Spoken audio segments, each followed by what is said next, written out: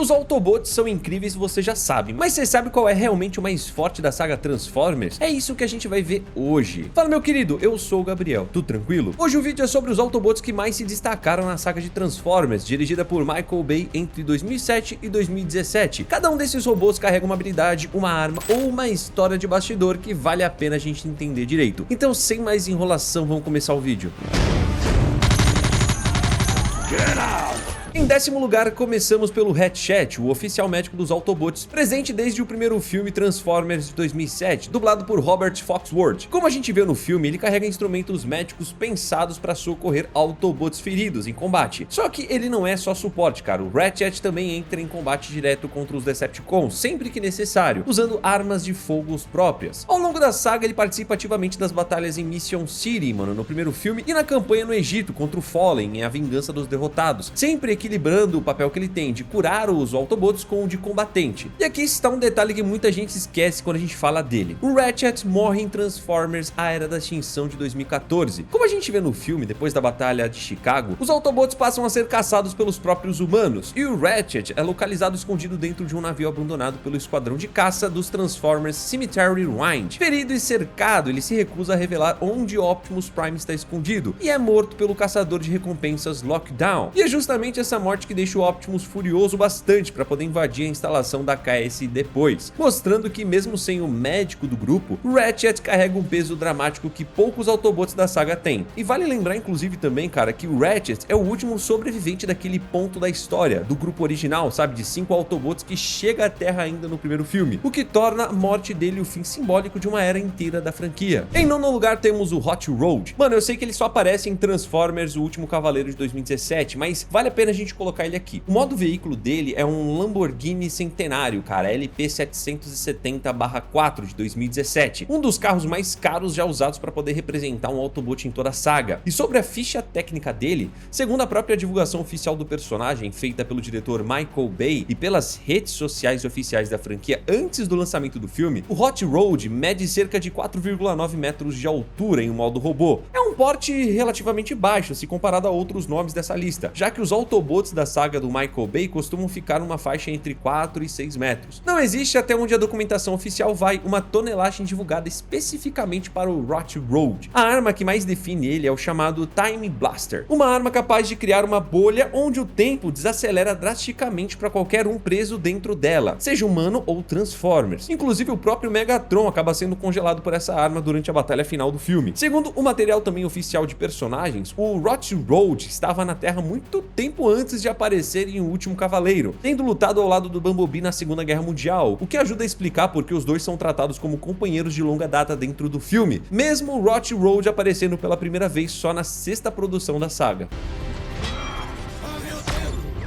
Em oitavo lugar vem o Sidesweep, que estreia em Transformers A Vingança dos Derrotados de 2009 e se diferencia logo de cara pelo visual. Ele tem rodas no lugar dos pés, o que dá uma mobilidade bem mais rápida em combate. As armas principais dele são duas lâminas retráteis de cibertânio, presas nos braços, praticamente indestrutíveis, segundo o material oficial da Hasbro. Como a gente vê no filme, é justamente com essas lâminas que o Sideswipe mata o Decepticon Sideways em Xangai. Ele salta por cima do inimigo, crava uma das lâminas na frente dele ainda em modo veículo e arrasta o corte pelo corpo inteiro, cortando ele ao meio. É um dos poucos Autobots que aparece na maioria dos filmes da saga, sem receber um arco de morte ou desaparecimento, o que silenciosamente faz dele um dos sobreviventes mais consistentes da franquia inteira. Segundo o material oficial da Hasbro também, as lâminas dele carregam símbolos cibertronianos gravados, reforçando a ideia de que são armas antigas, herdadas de antes mesmo da guerra em Cybertron chegar à Terra. Não são um simples equipamento fabricado sob demanda. E vale a gente registrar também, cara, que o Sidesweep participa da batalha de Chicago em O Lado Oculto da Lua, sendo capturado por um momento pelos Decepticons Soundwave e Barricade, junto com Bumblebee, Ratchet e outros Autobots. E só escapa graças a uma distração criada por Willy e Brains. É mais um sinal de como, mesmo sendo um dos Autobots mais ágeis e mais afiados em combate individual, Sidesweep chega dependendo do trabalho em equipe para poder sobreviver aos momentos mais críticos da guerra. Ele também é um dos poucos nomes dessa lista que aparece de forma consistente tanto no primeiro ciclo de filmes quanto na sequência que viria depois, o que reforça como certos Autobots foram tratados pela produção como peças permanentes do elenco, enquanto outros funcionam mais como reforços pontuais para arcos específicos. Sobre a ficha técnica dele, mano, segundo a lista oficial de alturas divulgada junto com a Vingança dos Derrotados, Sideswipe mede cerca de 4,6 metros de altura em modo robô, ficando entre os Autobots mais baixos dessa lista, o que reforça o design que ele tem em cima de velocidade e agilidade e não de porte físico. Assim como no caso do Rot Road, não existe tonelagem oficial divulgada especificamente para ele.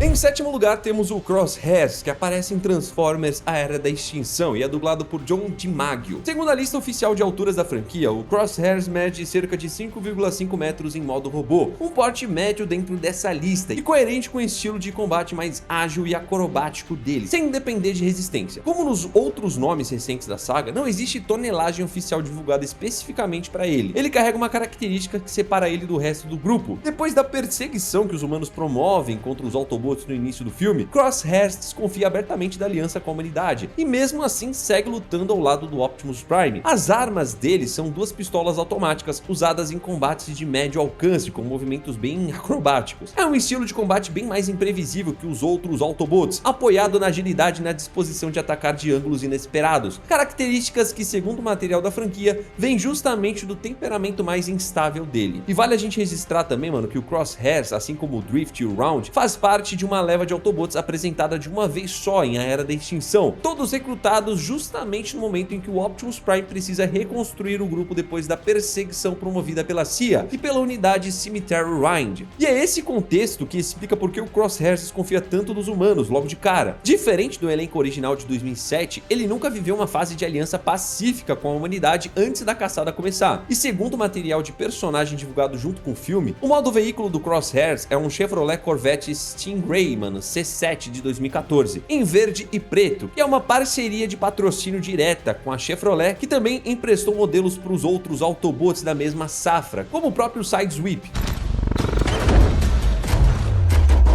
Já em sexto lugar veio o Drift, que também estreia em A Era da Extinção, dublado por Ken Watanabe, e é um dos Autobots com a história de fundo mais elaborada da saga, segundo o material oficial de personagens. Drift já foi um Decepticon, conhecido pelo nome de Deadlock, antes de trocar de lado durante a guerra em Cybertron. É esse passado que explica por que ele busca redenção constantemente, e por que os outros Autobots demoram a confiar totalmente nele. Diferente de quase todo o resto do elenco, o Drift não usa a arma de fogo como arma principal, ele luta com duas katanas, num estilo claramente inspirado em samurai, reforçado pela disciplina que ele tenta seguir todos os dias. E como a gente vê no filme, é justamente essa criação corpo a corpo que faz dele um dos poucos Autobots capazes de acertar golpes diretos em Decepticons blindados sem depender de tiros. Outro detalhe técnico que separa o Drift do resto da lista é que ele é classificado como o Triple Changer, ou seja, cara, tem 3 formas possíveis, ao invés das 2 de praticamente qualquer outro Autobot da saga. Além do modo robô, ele consegue se transformar tanto num carro esportivo Bugatti quanto num helicóptero de combate, dependendo da situação. Essa versatilidade de transporte é rara, mano, mesmo dentro do próprio universo Transformers, e reforça porque o Drift segue relevante em mais de um filme da franquia, mesmo chegando relativamente tarde na saga. E segundo a lista oficial de alturas divulgadas em O Último Cavaleiro, o Drift mede cerca de 4,9 metros de altura em modo robô, praticamente empatado com o Rot Road, o que faz sentido, mano, já que os dois têm um perfil físico mais leve, mais ágil entre os Autobots dessa lista. Agora em quinto lugar vem o Round, que mede cerca de 7,3 metros de altura em modo robô, de longe o mais alto entre os Autobots recém-chegados em A Era da Extinção, e coerente com o físico mais robusto e o arsenal maior que ele carrega em cena. Ele é conhecido justamente por carregar mais armas simultâneas do que qualquer outro Autobot da lista. Como a gente vê no filme, ele tá sempre pronto para entrar em confronto direto, seja contra um Decepticon sozinho ou contra um grupo inteiro, e utiliza desse arsenal completo sem hesitar. O estilo de combate dele é o mais direto de toda a lista. Ao invés de mirar em pontos específicos ou usar tática, o Round prioriza neutralizar o máximo de inimigos possíveis ou o mais rápido possível, contando com a variedade de armas para poder cobrir qualquer situação de combate que apareça. E um detalhe interessante que eu consegui descobrir é que a personalidade dele foi construída bastante em cima da própria interpretação do John Goodman. Round é tratado como o Autobot mais brincalhão e mais debochado do grupo, reunido em A Era da Extinção, contrastando bastante com a postura mais contida do Drift e mais desconfiada do Crosshairs, uma escolha de elenco que ajuda a diferenciar visualmente e verbalmente cada um dos Autobots recém-chegados naquele filme, evitando que os três soem como cópias uns dos outros. Reforçando esse perfil mais robusto, o modo veículo dele é um caminhão militar da Oxhosh Defense, bem mais pesado e bem menos vistoso que os carros esportivos usados por Drift, Crosshairs ou Rot Road. Uma escolha de design que combina direto com o estilo de combate dele, todo baseado em resistência e uma variedade enorme de armamento.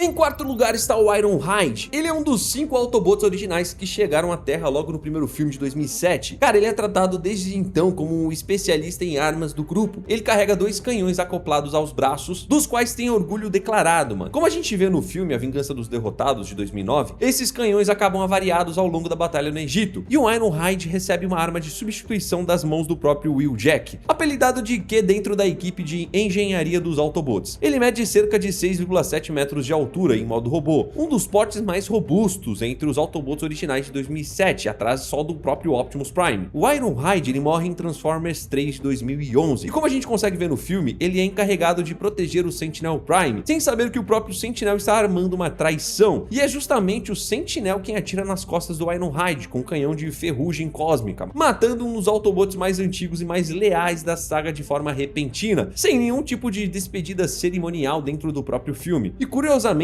ainda no primeiro filme de 2007, tem uma fala do Ironhide brincando sobre algo enferrujar, um detalhe que, olhando meio que em retrospectiva, praticamente antecipa o próprio jeito como ele seria morto 4 anos depois. E vale registrar também que, diferente do Jazz e do Ratchet, a morte do Ironhide não recebe nenhum momento de luto coletivo dentro do próprio filme. Os outros Autobots seguem direto para a próxima cena de ação, o que, segundo análises de fãs sobre o roteiro final, foi uma escolha que dividiu opinião na época do lançamento, justamente por parecer um desfecho seco demais para um personagem tão antigo dentro da saga. Inclusive, comenta aqui embaixo se você também achou isso. E aqui a gente entra finalmente no nosso pódio. Em terceiro lugar temos o nosso amado Bumblebee, que é, ao lado do Optimus, o rosto mais reconhecível da franquia e que sempre fica em posição de guardião. Primeiro do Sam Witwicky no primeiro filme, depois de outros protagonistas humanos ao longo da saga, incluindo o Cade Yeager em A Era da Extinção. Ele combina agilidade acrobática com 2 canhões, sendo um adversário direto até para as versões corrompidas do próprio Optimus Prime em determinados momentos da história. O Bee tem 4,9 metros no filme de 2007, mesmo padrão do Hot Road, mano, e do Drift. Só que essa altura acaba crescendo um pouco ao longo da saga, chegando a cerca de 5,5 metros em O Último Cavaleiro. Só que o detalhe mais marcante dele não é a arma que ele tem, cara, é a voz. Como a gente consegue ver no filme A Vingança dos Derrotados, o Megatron destrói a caixa de voz do Bumblebee logo depois que o Autobot ajuda a lançar o Allspark pro espaço, deixando o dano permanente demais para ser consertado pelo Ratchet. A partir daí, o Bumblebee passa a se comunicar só através de trechos de rádio e transmissões entre os Autobots, um detalhe de origem que só seria totalmente explicado anos depois, no filme solo do Bumblebee de 2018, mostrando que a perda da voz não foi um dano de guerra qualquer, e sim um ataque direto do Megatron como forma de punição, depois que o Bumblebee se recusa a revelar a localização dos próprios companheiros. Esse mesmo detalhe também explica porque o Bumblebee costuma ser descrito pelo próprio material da franquia como um dos Autobots mais determinados do elenco. Mesmo sem conseguir falar por praticamente toda a saga, ele segue como um dos personagens mais centrais da história, participando de praticamente todos os conflitos principais entre 2007 e 2017, muitas vezes ao lado direto de Optimus Prime, no que a própria franquia trata como uma relação quase de mentor e aprendiz.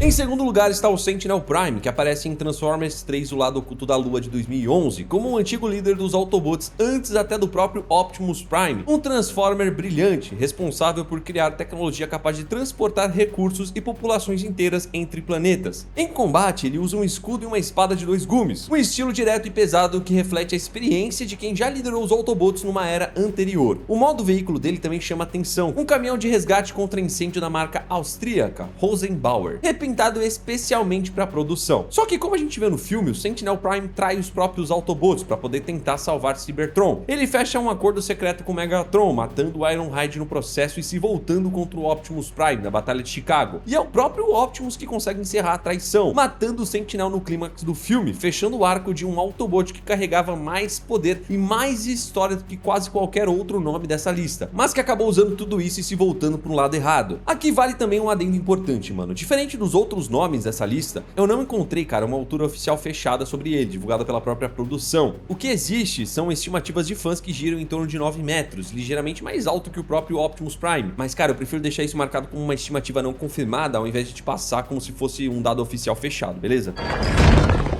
I bring you Cybertron. Chegamos no primeiríssimo lugar, que não poderia ser outro, né, cara? O Optimus Prime, líder dos Autobots em toda a saga, dublado desde o primeiro filme por Peter Cullen, o mesmo ator que já dava voz ao personagem na série animada original dos anos de 1980, e que, segundo o próprio ator já contou em entrevistas, baseou o tom de voz de Optimus no jeito de falar do próprio irmão mais velho. O Optimus reúne o que todo o resto da lista tem de forma isolada: força, agilidade, inteligência estratégica e domínio completo de qualquer arma que ele pegue nas mãos, seja em combate corpo a corpo ou à distância, espadas de energon, um machado de batalha, um canhão de íons e até ganchos retráteis, dependendo do filme e do inimigo. O Optimus Prime mede cerca de 8,5 metros de altura em modo robô ao longo da maior parte da saga, de longe o maior porte físico entre os Autobots dessa lista, bem coerente com o posto de líder e com o histórico de vitórias que ele carrega. Em O Último Cavaleiro, esse número sobe ligeiramente para cerca de 8,8 metros, um pequeno ajuste de design que acompanha justamente o retorno dele com a armadura reforçada. E como a gente consegue ver em A Vingança dos Derrotados, o Optimus chega a morrer em combate direto contra o Megatron e só volta ativa depois que o Sam Witwicky usa a matriz da liderança para ressuscitar ele, tornando ele mais reforçado com as peças do corpo do Autobot Jetfire, o que explica a armadura extra e as lâminas adicionais que ele carrega dali em diante nos filmes seguintes. Ao longo dos 6 filmes da saga, o Optimus Prime protagoniza os momentos mais decisivos da história inteira, consegue derrotar o Megatron várias vezes, mata o próprio Sentinel Prime depois da traição e enfrenta praticamente todo vilão importante que a franquia já apresentou. E ao contrário do Ratchet, Ironhide e Sentinel Prime, o Optimus é o único entre os nomes centrais dessa lista que segue de pé até o final da saga do Michael Bay, o que, somado ao histórico de vitórias que ele carrega, sustenta ele como o Autobot mais completo de toda a franquia. Ah, cara, e tem um último ponto de conexão. Dos 10 nomes que a gente passou aqui, só 4 chegam ao final da saga do Michael Bay, ainda em atividade: Bumblebee, Drift, Round e Optimus Prime. Os outros 6 acabam mostrando que poder dentro dessa franquia nunca foi sinônimo de sobrevivência garantida, né? Let's roll. Já deixa o like e segue o canal. Fique com Deus, um abraço, é nóis, tchau!